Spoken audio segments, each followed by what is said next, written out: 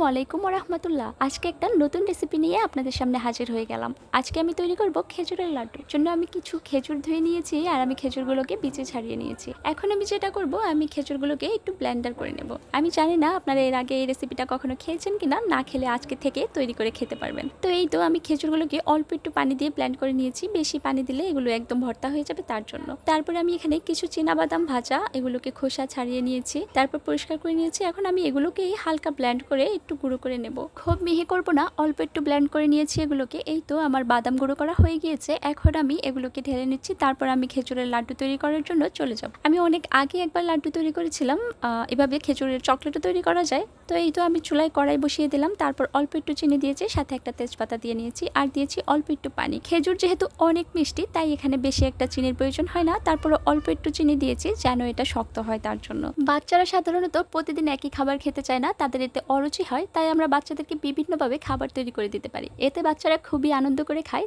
তাই আমাদের বাচ্চাদের জন্যই আজকে এই লাড্ডুটা তৈরি করা হচ্ছে।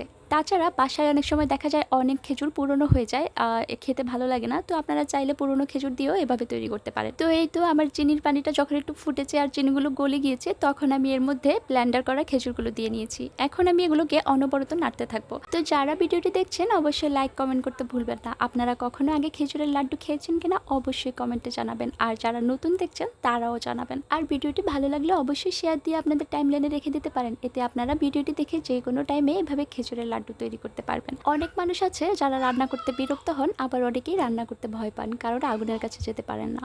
আর রান্নাবান্না যেহেতু মহিলাদের করতেই হয়, তাই আমার মনে হয় প্রতিটা মহিলারই রান্নাবান্নার মধ্যে সুখ খুঁজে নেওয়াই ভালো। এক একদিন এক একটা নতুন নতুন রেসিপি তৈরি করবেন আর সবাইকে খেতে দেবেন, দেখবেন নিজেরও খুশি লাগবে, সবাইও অনেক খুশি থাকবে। তো এই তো দেখতেই পাচ্ছেন খেজুরগুলো শক্ত হয়ে আসছে। এ পর্যায়ে আমি বাদামগুলো দিয়ে নিয়েছি। এখন সবগুলো একসাথে মিশিয়ে ভালো করে নাড়তে থাকবো। এগুলো আরও শুকিয়ে যাবে এবং শক্ত হয়ে যাবে, আর শক্ত হওয়া পর্যন্ত অনবরত নাড়তে হবে, কারণ আমি এখানে কোনোই তেল ব্যবহার করিনি। আর বুঝতেই তো পারছেন তেল ছাড়া খাবার বাচ্চাদের জন্য কেমন স্বাস্থ্যসম্মত।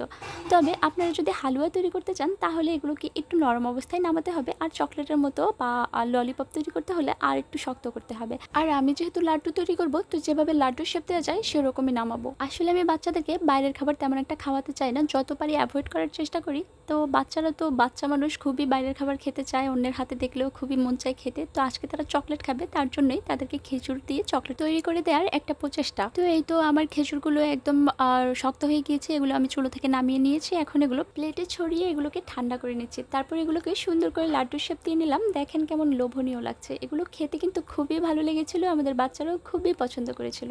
আপনারাও এভাবে বাসায় তৈরি করে দেখতে পারেন, আশা করি ভালো লাগবে ইনশাআল্লাহ। তো আজ এ পর্যন্তই, সবাই ভালো থাকবেন, আমাদের জন্য দোয়া করবেন। আল্লাহ হাফেজ।